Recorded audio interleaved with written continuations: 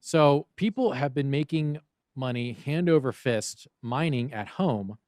And because Ben's not on the show and I'm running the show, we're going to talk a little bit about mining. So Ethereum, of course, is still a great way to mine at home, but you got these other coins like Ergo and Flux that have really been pumping over the last couple bits. I mean, if you look at Flux, good gravy. It's at $2.07. Back at the beginning of the year, it was at 2 cents. Aaron, you can bring it back to me. So, folks, Ethereum 2.0 is like the harbinger of sorrow for GPU mining, and no one likes it. EIP 1559 kind of ruined Ethereum and is pushing the miners away from it. But coins like Cadena, Ergo, Flux, and Ethereum Classic are leapfrogging each other in profitability. Proof of work, though, faces a lot of FUD because environmentalists don't understand the full effect of proof of work and just how green it is and how it promotes green energy consumption. So, Rice, profits can still be made with these coins, but of these coins that I mentioned, who will survive the bear market? Wow, I mean, if we're just going specifically on that, Cadena, I mean, I've been saying this for quite some time, and it kind of fell off my radar until it kind of picked back up. But this Yeah. was basically a clone of J.P. Morgan's private chain, and Yeah. the developers from that just took it and made a public version. An interesting thing is that they're still using the proof of work mechanism, which as of today is the most secure proven model, and Bitcoin is still the most secure blockchain, as far as I know, and that has not changed. If I'm wrong, please let me know. But Bitcoin still, as far as I'm concerned, is the most secure blockchain. As you mentioned, the Bitcoin miners. A lot of people in cryptocurrency are very forward thinking. So we've been thinking about ways of using green energy, efficient energy, reusable energy, so that we're not tapping out the planet's resources. So the energy argument is kind of null and void. But the interesting thing about the KDA blockchain is that aside from the fact that it stems off of JP Morgan, and we all kind of endorse USDC, which stems from JP Morgan as well, they've come up with an interesting concept with proof of work that is sharding. It's a sharding proof of work, and they have a public chain and a private chain and a different language. So they have a really interesting concept. So it seems like JP Morgan is a financial institution that's been around for quite some time, and they've got a lot of money to play with. So they hired some of the best people in this space that were very innovative.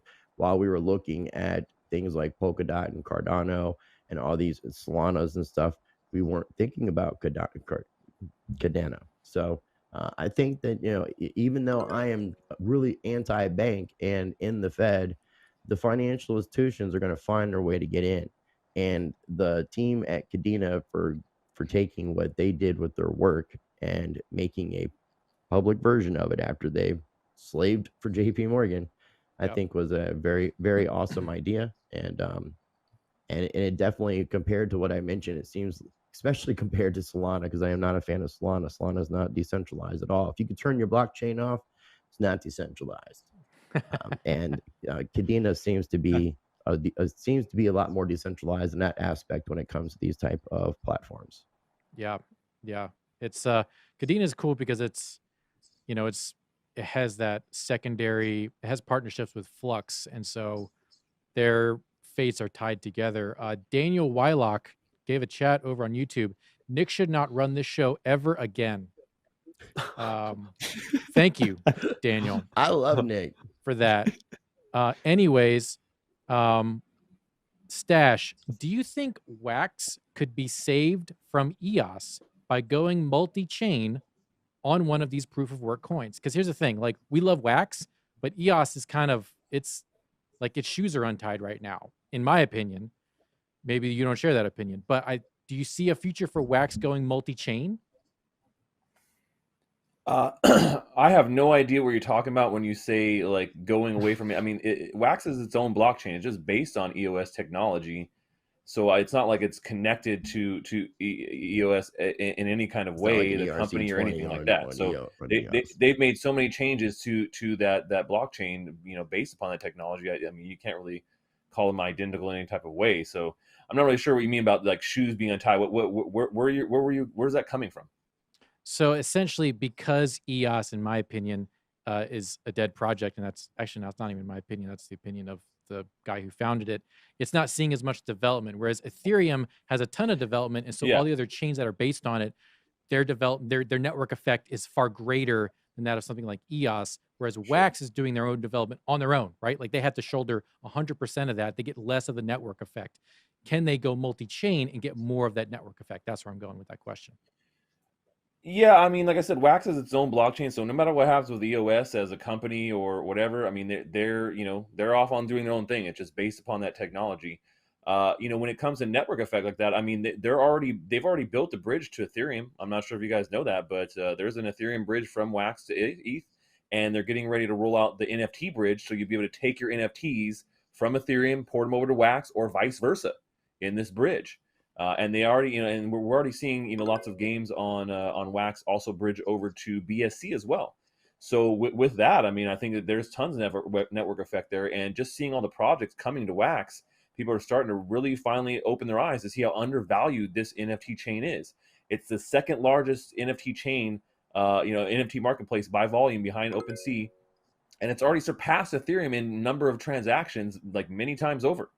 There's people trading NFTs so much more on Wax than ever on Ethereum. So it's just the amount of dollars that are going through, and that's actually starting to pick up as well. We're starting to see NFTs that are selling on the Wax blockchain for $500,000. So I definitely see that continue here in the future. And I think the Wax blockchain is definitely has a lot of room for growth and potential. Yeah. See, and you did exactly what I wanted you to do, which was tell us why Wax is great, because we have our Little Pluto puppet there. I Alliance. just make a dance. They're doing We exactly have what I our told you Pluto to there. Alliance packs coming out on Wax. We're big. We're very bullish on Wax. We want Wax to succeed, but we're starting these conversations here on Around the Blockchain just so people can understand the whole scope of NFTs, because the NFTs are the future. Steve, a lot of people Yeah. know about Ethereum Classic, but can you explain the difference between Ergo and Flux? I can't describe the exact differences. I do know What? Ergo emphasizes the fault tolerance piece. I know that they're leaning into that pretty heavily, just because proof of work is way better at fault tolerance. And for anybody that's brand new to that, basically you can just deal with malfunctions and issues that happen better than something like a proof of stake model. But when you brought up this initially, when you asked, I think it was Rice, about if it's going to survive the next bear market, if anyone watching this has ever looked up Vertcoin, you should, because Vertcoin is basically like the Badger of crypto. It's made it through. If you look at its chart, it's literally just the previous cycles, and it's an old school coin. I remember I was trading that in 2014 with like X11 coin and Pink coin and all these like Litecoin forks and stuff to pay my rent. And the Vertcoin days are still here. It's still on coin market cap. So if there's anything that's going to survive, it's going to be that. I know that for sure. But in terms to answer your question, I do think that proof of work is fantastic. I really like what Rice, the in-depth. I'm going to have to follow up more on the project you were talking about with proof of work, but I really like Ergo. I've been following that closely. I think that they're onto something where it's almost like the merge of the best of both worlds, Bitcoin and Ethereum. I really enjoy, contracts on top. Isn't Bitcoin supposed to be doing smart contracts? Is that a rumor, or do we have that? The Schnorr signatures and taproots is going to allow for smart contract capability. Does that mean it's going to be able to do what Ethereum does? No, not right now. Is that possible in the future?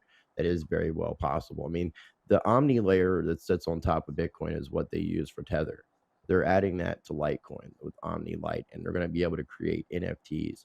So there's already been token creation being done. It's and little smart contracts on Bitcoin previously, but the Schnorr signatures and Taproot and another, I can't remember, it's another tap something. We're going to allow for the smart contract capability, but how advanced it's going to be right now, I don't think it's going to be very advanced. Because one of the interesting parts about it is with the interoperability here, because we've mentioned Solana, we've mentioned all these like proof of work chains.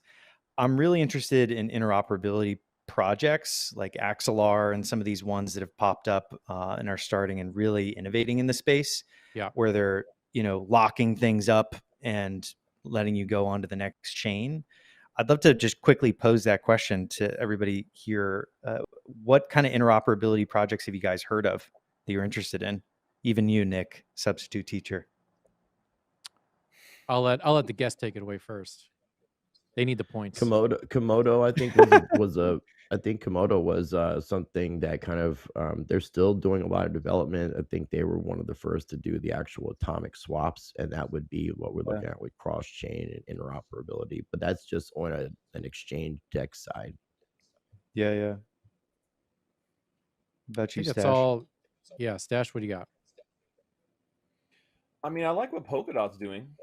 They Yeah. have a lot of potential there, man, and the technology I think is good. Cross-chain ability is not easy.